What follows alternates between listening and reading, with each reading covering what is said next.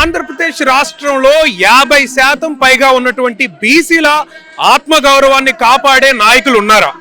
బీసీల ఐక్యతను నిలబెట్టి అధికారాన్ని సాధించే నాయకులు ఉన్నారా అంటే అవుననే మాటలు బలంగా వినపడుతున్నాయి. ప్రస్తుతం ఈ రోజు జరుగుతున్నటువంటి ఈ కార్యక్రమం ద్వారా భారత చైతన్య యువజన పార్టీ ఆధ్వర్యంలో ఈ రోజు విజయవాడ గుంటూరు హైవే మధ్యలో ఉన్నటువంటి ఈ పూలే అంబేద్కర్ ప్రాంగణంలో భారీ బహిరంగ సభ అయితే నిర్వహిస్తున్నారు బీసీల కోసం. దానికి బీసీ సింహగర్జన అనే పేరు పెట్టి భారీ బహిరంగ సభ అయితే నిర్వహిస్తున్నారు. ఐక్యత, ఆత్మగౌరవం, అధికారం అనే నినాదంతో ఈ రోజు ఇక్కడ ఈ సభ అయితే జరుగుతుంది. అయితే ఈ సభలో బీసీలకు సంబంధించి అదే విధంగా బీసీల నాయకులకు సంబంధించి వాళ్ళ చరిత్రలో ఉన్నటువంటి మహామహులందరినీ కీర్తిస్తూ వాళ్ళ ఫోటోలు పెడుతూ ఆ చుట్టుపక్కల బీసీలకి ఐక్యత, అధికారము, అదే విధంగా ఆత్మగౌరవం కాపాడే విధంగా ఈ రోజు ఇక్కడ చాలా అద్భుతంగా, అట్టహాసంగా, ఎంతో పెద్ద భారీ బహిరంగ సభకి శ్రీకారం చుట్టారు. ఈ రోజు మధ్యాహ్నం 2 గంటల నుంచి సాయంత్రం 6 గంటల వరకు ఈ అద్భుతమైనటువంటి కార్యక్రమం భారీ బహిరంగ జరగబోతోంది. అయితే ఈ భారీ బహిరంగ సభలో ప్రధానంగా ఆకర్షణీయమైనటువంటి కార్యక్రమం ఏంటంటే శ్రీకృష్ణుల జాంబవతి ఈ కళ్యాణ మహోత్సవం. అయితే ఈ కళ్యాణం ఏంటి, దీని వెనుకున్నటువంటి ప్రాథమికమైనటువంటి ప్రధాన విషయం ఏంటి అంటే ద్వాపర యుగంలో ఉన్నటువంటి కుల వృత్తుల ఆధారంగా చాలా మంది రకరకాలుగా విడిపోయినటువంటి పరిస్థితి. అటువంటి విడిపోయిన వర్గాలన్నింటినీ ఏకతాటిపై తీసుకొచ్చే విధంగా శ్రీకృష్ణుడు అప్పుడు చేసుకున్నటువంటి కులాంతర వివాహమే శ్రీకృష్ణుడి జాంబవంతుల కళ్యాణం. సో ఆ కళ్యాణంతో ఇక్కడ ప్రారంభిస్తూ ఎంతో అద్భుతంగా భారీ బహిరంగ సభ నిర్వహిస్తున్నారు. వేల మంది రాష్ట్ర వ్యాప్తంగా బీసీకి సంబంధించినటువంటి నాయకులు కావచ్చు, జాతీయ స్థాయిలో చాలా మంది నాయకులను కూడా ఇక్కడికి ఆహ్వానించినట్టు తెలుస్తుంది. అయితే ప్రధానంగా చూసుకుంటే ఈ ప్రాంగణం బీసీలకి ఏదైతే రాష్ట్ర ప్రజలలో 50% ఉన్నటువంటి బీసీలకి అధికారం దూరమైంది, వాళ్ళు ఐక్యతలో లేరు.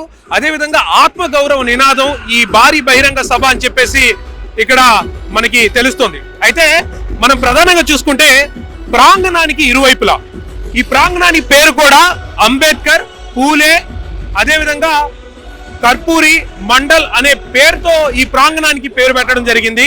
ఈ ప్రాంగణాన్ని చుట్టుపక్కల కూడా ఏదైతే బడుగు బలమైన వర్గాల కోసం పోరాడినటువంటి నాయకులు కావచ్చు, అక్కడ ఉన్నటువంటి ప్రజలు కావచ్చు, లీడర్లు కావచ్చు, వాళ్ళందరి ఫోటోలు, చారిత్రలో ఉన్నటువంటి గొప్ప గొప్ప మహామహులందరి ఫోటోలన్నీ కూడా ఈ ప్రాంగణంలో పెట్టడం జరిగింది. భారీ కట్అవుట్లు పెట్టారు. చాలా అద్భుతంగా భారీ బహిరంగ సభ అయితే రాబోతోంది. అయితే ఈ సభని అడ్డుకోవడం కోసం చాలా మంది కుట్రలు చేస్తున్నారని చెప్పేసి బీసీవై పార్టీ అధినేత రామచంద్ర యాదవ్ గారు ఎప్పటి నుంచో దీని మీద నిలదీస్తున్నటువంటి పరిస్థితి. చాలా వరకు ఇక్కడ చూసుకుంటే అధికార పార్టీ కావచ్చు, పోలీసులు కావచ్చు సహకరించలేదు ఈ పార్టీకి. దీనికి సంబంధించి కోర్టుకు కూడా వెళ్ళి అక్కడ వాళ్ళు సాధించుకొని మరి ఇక్కడ భారీ బహిరంగ సభ అయితే నిర్వహిస్తున్నారు. ఈ భారీ బహిరంగ సభలో ప్రధానంగా 5 ముఖ్యమైనటువంటి ఎజెండాలు ఇక్కడ మనం చూసుకుంటే బీసీలకు కావాల్సినటువంటి సాధికారతకి సంబంధించినటువంటి 5 ముఖ్యమైనటువంటి ఎజెండాలు ఇక్కడ మనకి చెప్తున్నారు. ఒకటి, బీసీలకి సంబంధించి రిజర్వేషన్ విషయంలో ఇక్కడ దాదాపు 44% రిజర్వేషన్ ఇక్కడ కావాలని చెప్పేసి చెప్తున్నారు. అదేవిధంగా రాష్ట్ర రాజధానిలో బీసీల కోసం, పారిశ్రామికవేత్తల కోసం, పెట్టుబడిదారుల కోసం, వారి కోసం 1000 ఎకరాలు భూమి కేటాయించాలని, అదేవిధంగా రాష్ట్ర వ్యాప్తంగా ఒక కుల గణన అనేది సమగ్రంగా జరగాలి అని చెప్పేసి, అదేవిధంగా కులాల వారీగా డివైడ్ ఉన్నటువంటి బీసీలందరికీ కూడా వారికి కావాల్సినటువంటి ఏదైతే కార్పొరేషన్ నిధులు ఏవైనా ఉన్నాయో అవన్నీ సమగ్రంగా అందించాలి. అదేవిధంగా విద్యానికి సంబంధించి, వైద్యానికి సంబంధించి స్థానిక సంస్థల్లో కానీ, చట్టసభల్లో కానీ 44% బీసీలకి రిజర్వేషన్ కల్పించాలని చాలా బలంగా ఇలా ప్రధానంగా ఈ 5 ముఖ్యమైనటువంటి ఎజెండాగా ఈ భారీ బహిరంగ సభ అయితే నిర్వహిస్తున్నారు. ఇప్పటికే ఇక్కడికి చాలా మంది ప్రజలు హాజరవుతున్న పరిస్థితి. శ్రీకృష్ణుడు జాంబవతి పెళ్లితో ఈ కార్యక్రమానికి శ్రీకారం చుట్టబోతున్నారు. సో మొత్తంగా చూసుకుంటే భారత చైతన్య యువజన పార్టీ ఆధ్వర్యంలో భారీ బహిరంగ సభ అయితే ఈ గుంటూరు విజయవాడ హైవే మధ్యలో ఉన్నటువంటి ఈ అంబేద్కర్ పూలే ప్రాంగణంలో జరుగుతుంది. ఇక్కడ మహామహులైనటువంటి ఫోటోలు, వారి కట్అవుట్లు పెద్ద పెద్దగా పెట్టినటువంటి పరిస్థితి. ఏదైతే బీసీల సంక్షేమం కోసం, బీసీల కోసం వారి ఐక్యత, ఆత్మగౌరవం, అధికారం అనే నినాదంతో ఏదైతే వాళ్ళు గతంలో చరిత్రలో చేసినటువంటి పోరాటాలు కావచ్చు వాటన్నిటిని స్మరించుకుంటూ ఇక్కడ మహామహులు ఒకరు కాదు ఇద్దరు కాదు ఇక్కడ దాదాపు 100 మంది ఫోటోలు ఇక్కడ పెట్టినటువంటి పరిస్థితి.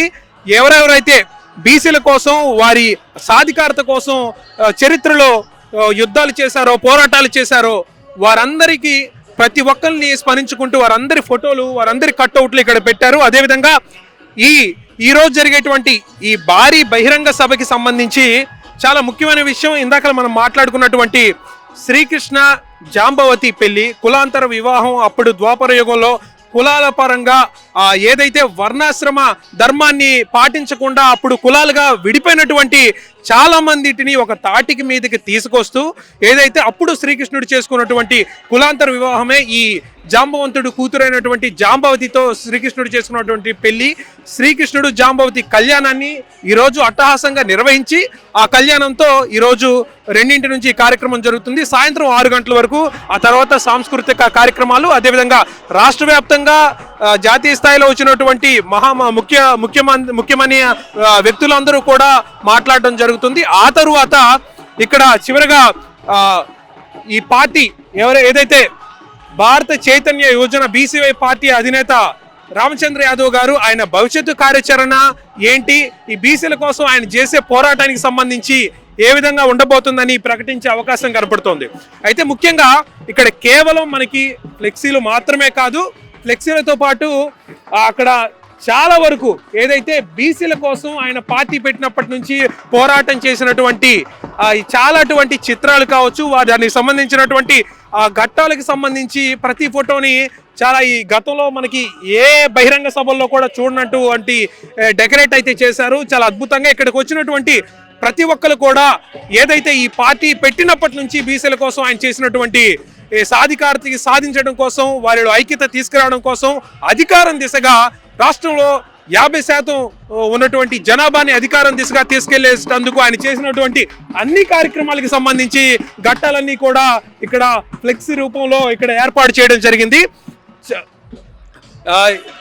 చాలా పెద్ద బహిరంగ సభనైతే ఇక్కడ మనం చూస్తున్నాం. ఇక దీనికి సంబంధించి బహిరంగ సభకి పార్టీ ఆఫీస్ దగ్గర నుంచి ర్యాలీగా ఇక్కడికి బయలుదేరబోతున్నారు. అయితే ఈ బీసీలలో చాలా కులాలు ఉన్నాయి. ఈ కులాలన్నిటికీ సంబంధించి కుల వృత్తులు ఉన్నాయి, కులాలకి సంస్కృతి ఉంది, వారికి సంబంధించినటువంటి కళలు ఎన్నో ఉన్నాయి. ఆ కళలన్నీ ఉట్టిపడేలా ఇక్కడ ఒక్కొక్కటి ఇక్కడ ప్రదర్శిస్తున్నటువంటి పరిస్థితి. అయితే ముఖ్యంగా చూసుకుంటే ఇప్పటి వరకు చాలా ముఖ్యమైన విషయం ఏంటంటే ఎప్పటి వరకు రాష్ట్రంలో ఈ ప్రత్యేక రాష్ట్రం తెలుగు రాష్ట్రం ఏర్పడిన దగ్గర నుంచి ఉమ్మడి రాష్ట్రంలో ఇప్పటి వరకు బీసీ సామాజిక వర్గం నుంచి ఒక్క ముఖ్యమంత్రి కూడా అధికారాన్ని చేపట్టకపోవడం అనేది ఇది ఎప్పటి నుంచో ఉన్నటువంటి అసంతృప్తి బీసీ వర్గాలలో. సో వీరందరినీ కూడా కులాల వారీగా విడిపోయి ఉన్నటువంటి వీళ్ళందరినీ కూడా ఒక తాటి మీదకి తీసుకొచ్చే ప్రయత్నమే ఈ సింహగర్జనలో భాగం. అయితే ఈ సింహగర్జన తర్వాత ఎలా ఉండబోతుంది భవిష్యత్తు కార్యాచరణ అనేది కూడా ఇక్కడ ప్రకటించబోయే అవకాశం ఉంది.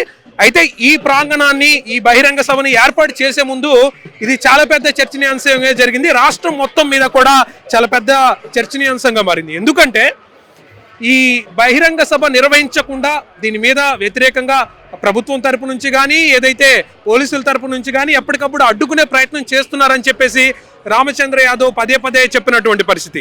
ఇది కాస్త హైకోర్టుకు కూడా వెళ్ళినటువంటి పరిస్థితి. కోర్టు దగ్గరికి వెళ్ళి సాధించుకొని వీరు ఈ భారీ బహిరంగ సభనైతే నిర్వహిస్తున్నటువంటి పరిస్థితి. అయితే ఆ గతంలో ఎన్నో బీసీలకు సంబంధించి వాళ్ళందరి ఐక్యత అధికారం కోసం చేసినటువంటి కార్యక్రమాలన్నీ కూడా ఒక ఎత్తు, ఈ కార్యక్రమం ఒక ఎత్తు అని చెప్పేసి వాళ్ళు చెప్తున్నటువంటి పరిస్థితి. అదేవిధంగా మనం గతంలో చూసుకుంటే తిరుమల లడ్డూకు సంబంధించి తిరుమలలో జరుగుతున్నటువంటి ఈ మధ్య జరుగుతున్నటువంటి అన్ని విషయాల మీద బీసీవై పార్టీ అధినేత రామచంద్ర యాదవ్ స్టాండ్ తీసుకొని ఆయనకున్నటువంటి మామిడి తోటలు రాసిస్తానని ఆ నెయ్యికి కావాల్సినటువంటి ఏదైతే 1,00,000 గోవులని నేను స్వయంగా ఉచితంగా ఇస్తాను, ప్రభుత్వం నాకు మద్దతుగా నిలబండి అని చెప్పేసి ఆయన అడిగినటువంటి పరిస్థితి. తిరుమల లడ్డు విషయంలో కావచ్చు, సనాతన ధర్మానికి సంబంధించినటువంటి అంశాల్లో కావచ్చు, బీసీలలో జరిగేటువంటి ఇదే కావచ్చు, వీటన్నిటి విషయాల్లో కూడా ఎప్పటికప్పుడు తన గొంతుకుని వినిపిస్తూ భారీ బహిరంగ సభలో కూడా ఈరోజు ప్రజల ముందుకు రాబోతున్నటువంటి పరిస్థితి. అయితే ముఖ్యంగా బీసీ ఈ సంఘానికి సంబంధించి బీసీ కులాలు వాళ్ళ సాధికారతేనా? మరి మిగతా వాళ్ళ పరిస్థితి ఏంది? ఎస్సీ ఎస్టీలు కావచ్చు, ఓసీలు కావచ్చు, ఇంకా చాలా మంది వెనకబడిన వాళ్ళు చాలా మంది ఉన్నారు. మరి వాళ్ళ సాధికారత ఏంటి? వాళ్ళ పరిస్థితి ఏంటంటే కేవలం ఎంతో కాలంగా రెండు తెలుగు రాష్ట్రాలు ఏర్పడిన దగ్గర నుంచి ఇప్పటి వరకు ఒక్క బీసీ ముఖ్యమంత్రి కూడా రాకపోవడం ఏదైతే ఉందో, అదేవిధంగా చట్టసభల్లో బీసీలకి తగినటువంటి ప్రాధాన్యత లేకపోవడం, ఏదైతే ఈ రాష్ట్ర ఆర్థిక వనరులకు సంబంధించి బీసీల దగ్గర నుంచి దాదాపు ఎంతో వాళ్ళ షేర్ ఉంది. వాళ్ళ దామాషా ప్రకారం చూసినా కూడా చాలా పెద్ద ఆర్థిక వ్యవస్థకి సంబంధించి వీళ్ళు కూడా చాలా కీలకంగా ఉన్నటువంటి పరిస్థితి. ఇంత కీలకంగా రాష్ట్రంలో ఉన్నటువంటి ఈ బీసీ వర్గానికి సంబంధించి వీళ్ళకి సంబంధించి బలంగా నిలబడాలి. వీరిలో ఐక్యత లోపించింది, ఆత్మగౌరవం లోపించింది, అదేవిధంగా బలోపేతంగా నిలబడే అధికారం కూడా వీరి దగ్గర లేకుండా పోయిందనే ఒక్క నినాదంతోనే ఇక్కడ చూస్తే ఈ భారీ బహిరంగ సభ అయితే నిర్వహిస్తున్నారు. ఇందాక మనం చెప్పుకున్నట్టు ముఖ్యంగా 5 విషయాలని ఇక్కడ ప్రధాన ఎజెండాగా ఇక్కడ ప్రస్తావిస్తున్నటువంటి పరిస్థితి. అందులో కనుక చూసుకుంటే ఈ రాష్ట్రంలో రిజర్వేషన్లకు సంబంధించి బీసీలకి జరిగినటువంటి అన్యాయం ఏదైతే 34% గతంలో ఉన్నది కూడా కాస్త 24%కి కుదించబడింది. అది కూడా చాలా ఇబ్బందికరంగా, దాని మీద విపరీతమైనటువంటి వాదనలు అయితే వచ్చినటువంటి పరిస్థితి. దీన్ని కాస్త 24 కాదు, 34 కాదు, 44% విద్య, వైద్య, స్థానిక సంస్థలు, అదేవిధంగా చట్టసభల్లో 44% బీసీలకి కావాల్సిందే అని చెప్పేసి ఆయన బలంగా చెప్తున్నటువంటి ప్రధాన ఎజెండాలలో అదే విధంగా. ఇకపోతే బీసీలకి రక్షణ చట్టం ఏదైతే ప్రస్తుతం ఉన్నటువంటి ప్రభుత్వంలో ఏదైతే మేనిఫెస్టోలో చెప్పినటువంటి బీసీల కోసం ప్రత్యేక చట్టాన్ని తీసుకొస్తాము, రక్షణ చట్టాన్ని తీసుకొస్తాం అని చెప్పేసి ఆయన చెప్పినటువంటి పరిస్థితి. అయితే ప్రస్తుతం ఉన్న ప్రభుత్వం దాన్ని సరిగ్గా అమలు చేయకపోవడం కావచ్చు, దాన్ని ఇంప్లిమెంటేషన్లో కాస్త వెనుకబడినటువంటి పరిస్థితి. దాన్ని కూడా బీసీలకు ఆత్మరక్షణ కాపాడుకోవడం కోసం, బీసీ రక్షణ కోసం ఒక రక్షణ చట్టం తీసుకురావాలని చెప్పేసి మరొక ఎజెండాలో మరొక ప్రధానమైనటువంటి అంశం. ఇకపోతే కుల గణన, రాష్ట్ర వ్యాప్తంగా సరిగ్గా కుల గణన జరిగితే అసలు బీసీలు ఎంత శాతం ఉన్నారు, వాళ్ళకి వాళ్ళ కార్పొరేషన్కి అందాల్సిన నిధులు కావచ్చు, వాళ్ళకి కేటాయించినటువంటి ఆర్థిక వనరులు కావచ్చు, చట్టసభల్లో కావచ్చు, వైద్య, విద్య, స్థానిక సంస్థలు కావచ్చు, వీటన్నిటిలో వాళ్ళకి అసలు ఎంతవరకు వనరులు కేటాయించాలనేది కూడా ఈ సమగ్ర కుల గణన ద్వారా జరుగుతుంది. అదేవిధంగా మరొక ఎజెండాలో కీలకమైనటువంటి అంశం కార్పొరేషన్లు. బీసీ కులాలు ఉమ్మడి కుల, ఇదంతా బీసీలో చాలా కులాలు ఉన్నాయి, వీరందరూ కూడా విడివిడిగా ఉండడం జరుగుతుంది. వాళ్ళందరికీ కూడా వాళ్ళకి కావాల్సినటువంటి కార్పొరేషన్కి అందాల్సినటువంటి నిధులకు సరిగ్గా అందాలని చెప్పేసి ప్రధాన ఎజెండాలో అది కూడా ఒక భాగంగా ఇక్కడ తీసుకొచ్చినటువంటి పరిస్థితి. ఈ 5 ఎజెండాలు బలంగా ముందుకు తీసుకెళ్తూ ఐక్యతని, ఆత్మగౌరవాన్ని, అధికారాన్ని సాధించే దిశగా ఈ భారీ బహిరంగ సభని ఇక్కడ బలంగా నిర్వహిస్తున్నటువంటి పరిస్థితి. జాతీయ స్థాయిలో రాష్ట్ర వ్యాప్తంగా బీసీ సంఘ నాయకులు కావచ్చు, ఏదైతే ప్రజలు కావచ్చు, అందరూ కూడా ఈ భారీ బహిరంగ సభకి ఇక్కడ హాజరవుతున్నటువంటి పరిస్థితి. అయితే ఎంతో కాలంగా వంచనకి గురయ్యారు ఈ బీసీకి సంబంధించినటువంటి ప్రజలు. అదేవిధంగా 50% ఉన్నటువంటి రాష్ట్రంలో 50% ఉన్నటువంటి వీరికి అధికారం రాకపోవడం ఏంటి, వీరి ఆత్మగౌరవం పోవడం ఏంటి, వీరికి వంచన జరగడం ఏంటి, ఇట్లా వచ్చిన ప్రతి పార్టీ కూడా బీసీలని ఏదో ఎలక్షన్స్ దగ్గర వాడుకున్నారు, తర్వాత వదిలేస్తున్నారని పదే రామచంద్ర యాదవ్ గారు చెప్తున్నటువంటి పరిస్థితి. వారందరినీ ఒక తాటి మీదకి తీసుకొచ్చి బలంగా అధికారాన్ని సాధించే సభే ఈ భారీ బహిరంగ సభ. ముందుగా ఇక్కడ జాంబవంతుడు శ్రీకృష్ణుడు పెళ్లితో కులాంతర వివాహం, అందరం సమానమే, అందరం ఒకటే, మనం అందరం ఒక తల్లి బిడ్డలం అనే విధంగా ఆ వివాహంతో ఇది ప్రధాన ఆకర్షణగా నిలవబోతుంది. ఆ వివాహ కళ్యాణ మహోత్సవం. ఆ కళ్యాణ మహోత్సవం తర్వాత ఇక్కడ వచ్చినటువంటి నాయకులు వాళ్ళందరూ కూడా భవిష్యత్తు కార్యాచరణకు సంబంధించి ప్రకటించే అవకాశం కనపడుతుంది. సో ఇక్కడ ఈ బీసీ భారీ బహిరంగ సభ సింహగర్జనకు సంబంధించి రాష్ట్ర వ్యాప్తంగా ఎంతోమంది యువకులు, సంఘ నాయకులు కూడా హాజరవుతున్న పరిస్థితి. ప్రస్తుతం మనతో పాటు ఓబీసీ విద్యార్థి సంక్షేమ సంఘం నుంచి నాయకులు ఉన్నారు. సో మాట్లాడదాం. ఏంటంటే ఈ భారీ బహిరంగ సభ ప్రాముఖ్యత ఏంటి, అది అవసరం ఉందా, బీసీలు వాళ్ళ ఆత్మగౌరవాన్ని పోగొట్టుకున్నారా, ఐక్యత లోపించిందా, అధికారం కావాలా, ఏం చెప్తారు సార్? మనం ఈరోజు దశాబ్దాల కాలం నుండి స్వాతంత్ర అనంతరం పుట్టుకొచ్చినటువంటి పార్టీలు కావచ్చు, స్వాతంత్ర అనంతరం వచ్చినటువంటి కాంగ్రెస్ కావచ్చు, టీడీపీ కావచ్చు, వైసీపీ కావచ్చు, దాదాపు బీసీలకి మేము మంచి చేస్తామని చెప్పి ఎన్నికలకు ముందు వచ్చినటువంటి పార్టీలు అధికారం చేజిక్కుంచుకున్న తర్వాత ఈ బీసీలు ముంచడానికి వచ్చినటువంటి పార్టీలు ఈ రోజు రాష్ట్ర వ్యాప్తంగా దాదాపు ఈ కార్యక్రమానికి దాదాపు 2 లక్షల మంది పైగా ఈ రోజు బీసీ, ఎస్సీ, ఎస్టీ, మైనార్టీలు అందరూ కూడా పాల్గొనబోతా ఉన్నారు. ఈ రోజు నుండి ఈ బీసీలకు ఈ దేశంలో కావచ్చు, ఈ రాష్ట్రంలో కావచ్చు సరికొత్త నాంది పలికే రోజు అని చెప్పి, ఇది మరొక బీసీ శకం మొదలయ్యే రోజు అని చెప్పి ఈ రోజు మేము విద్యార్థి సంఘం నుండి తెలియజేస్తా ఉన్నాం. ఈ పార్టీలన్నీ కూడా ఇంకా అన్ని కూడా క్లోజ్ చేసుకునే పరిస్థితి ఈ రోజు మా బీసీలకు అందరికీ కూడా ఒక జ్యోతిరావు పూలే లాగా, ఒక అంబేద్కర్ లాగా ఈ రోజు రామచంద్ర యాదవ్ గారు ఈ రాష్ట్ర వ్యాప్తంగా ఇంతవరకు ఎవ్వరూ చేయలేనటువంటి కార్యక్రమము బీసీలందరినీ కూడా ఒక వేదిక మీదకి తీసుకొని వచ్చి ఇంత పెద్ద కార్యక్రమం చేయడం మేమంతా కూడా సంతోషిస్తా ఉన్నాం. దాదాపు ఆంధ్రప్రదేశ్లో ఉన్నటువంటి అన్ని యూనివర్సిటీల నుండి కూడా మా విద్యార్థులు లక్షలాదిగా కూడా ఈ కార్యక్రమానికి వచ్చినాము. ఈ ప్రధానంగా 5 డిమాండ్లు ఈరోజు రామచంద్ర యాదవ్ గారు తీసుకురావడం జరిగింది. ఈ 5 డిమాండ్లు సాధించుకుంటాం. ఈ 5 డిమాండ్ల కోసం నిరంతరంగా పోరాటం చేస్తామని చెప్పి ఈ సభాముఖంగా తెలియజేస్తా ఉన్నాను సార్. సో ఇప్పుడు ఈ భారీ బహిరంగ సభకి ఎంతమంది హాజరయ్యే అవకాశం ఉంది? వారికి ఎటువంటి ఏర్పాట్లు ఇక్కడ జరుగుతుంది? సార్, ఇక్కడ దాదాపు ఈ మీటింగ్ కి 2 లక్షల నుండి 4 లక్షల వరకు కూడా అంచనా ఉంది. అందరికీ అన్ని ఏర్పాట్లు కూడా రామచంద్ర యాదవ్ గారు అన్ని ఏర్పాట్లు సముఖంగా చేయడం జరిగింది. ఇది ఒక దేశంలోనే బీసీ మహాసభ అనేది ఇంత గ్రాండ్ గా కూడా జరిగిండదు. ఇంత ఐక్యత, అధికారం కోసము ఈ మీటింగు ఈ దేశానికే ఒక నిర్దేశంగా నిలవబోతుందని చెప్పి మేమంతా కూడా ముఖ్యంగా ఇక్కడ ప్రధానంగా 3 విషయాలు నినాదంగా ఉంది. ఐక్యత, ఆత్మగౌరవం, అధికారం అని చెప్తారు. ఐక్యత విషయానికి వస్తే ఏం చెప్తారు? ఐక్యత ఉందా బీసీలలో? సార్, ఇన్ని రోజులు ఉన్నటువంటి అధికారంలో ఉన్నటువంటి పార్టీలు కూడా కులాల మధ్య, మతాల మధ్య చిచ్చులు పెట్టి బీసీలందరినీ కూడా వేరు చేసి వాళ్ళ అధికారం కోసం బీసీలకు, ఎస్సీలకు, ఎస్టీలకు అందరికీ కూడా కులాల పరంగా, మతాల పరంగా వేరు చేసి గొడవలు పెట్టి వాళ్ళ అధికారం చేజిక్కించుకుంటున్నారు. కాబట్టి ఈరోజు మమ్మల్ని అందరినీ నడిపించడానికి ఒక నాయకుడు వచ్చారు, రామచంద్ర యాదవ్ గారు. ఆయన బాటలో మేమందరూ కూడా నడిచి రాజ్యాధికారం సాధించుకుంటాం.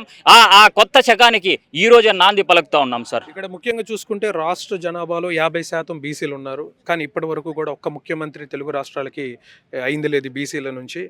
అదేవిధంగా చూస్తే ఓసీల నుంచి కావచ్చు, ఎస్సీల నుంచి కావచ్చు కూడా ముఖ్యమంత్రులు ఉన్నారు. కానీ బీసీ నుంచి లేరు. ఎందుకు 50% ఉన్నా కూడా ఎందుకు లేరు? అధికారం ఎందుకు చేజించుకోలేదు?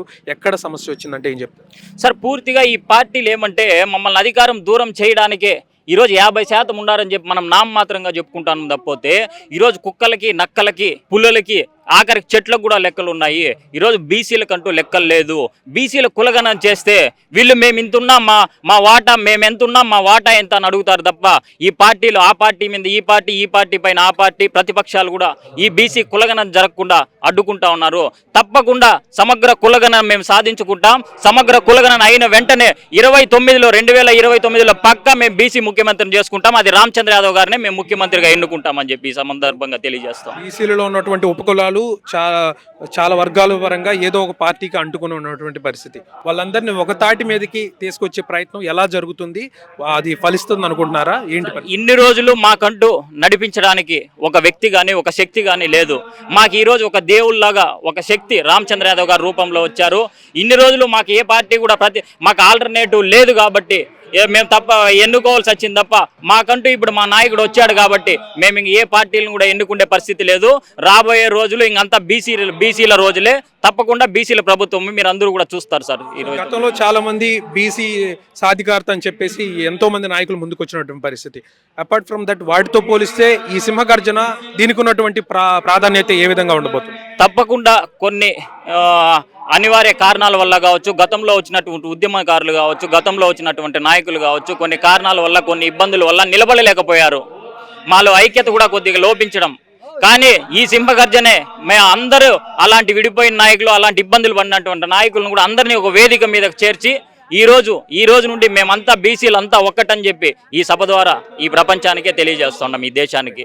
మీరు ప్రత్యేకంగా ఈ పార్టీ ఏదైతే ఉందో యువజన పార్టీ కేవలం బీసీల కోసమేనా, మిగతా కులాల వారి కోసం కాదా? సార్, 100% ఇది అన్ని కులాలు, అన్ని మతాలు, పేద బడుగు బలహీన వర్గాలకు సంబంధించింది. ఒక్క బీసీనే కాదు, ఎస్సీ, ఎస్టీ, మైనారిటీ అన్ని కులాలకి సంబంధించినటువంటి పార్టీ.